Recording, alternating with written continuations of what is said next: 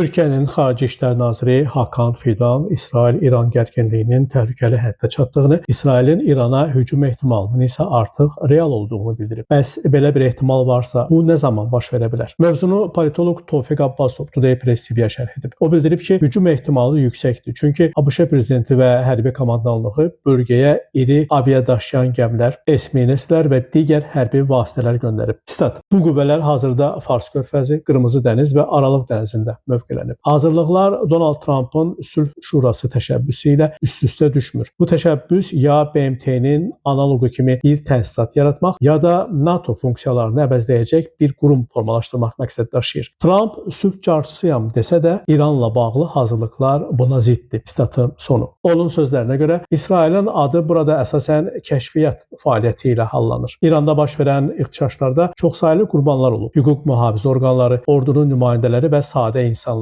Bu proseslərdə ABŞ-nin Mərkəzi Kəşfiyyat İdarəsi, İsrail Mossadı, İngiltərənin MI6, həmçinin İordaniya, Qətər, Bəhreyn və digər ölkələrin kəşfiyyat strukturları iştirak edib. Analitik qeyd edib ki, İsrailin İrana hücum planı İranın maneələri səbəbindən baş tutmayıb. İndi isə B planı işə düşüb. Stat: Beş göz kəşfiyyat alyansı ilə birlikdə 7 ölkənin parçalanması planı üzərində işlənir və İrandan biri də həmin hədəflər arasındadır. İsrail dövləti öz dövlət terrorunu istifadə edərək həmçinin digər ölkələrə təcavüz yolu ilə regionda təsirini artırır. İranda alimlərin və siyasi fiqurların hədəf alınması, Livan və digər ölkələrdə hərbi əməliyyatlar vətəndaş tələfatına səbəb olur. Statın sonu. Ekspertin qənaətincə, dünya ictimaiyyəti bu proseslərdə ciddi şəkildə dezinformasiya vasitəsilə yönləndirilir. İranın iqtisadi və sosial vəziyyəti qərəzli şəkildə mənfi göstərilir. Halbuki İsrailin iqtisadiyyatı ciddi böhran içindədir. Şərhçi sonunda əlavə edib ki, hazırda ABŞ həm sülh bəyanatı verir, həm də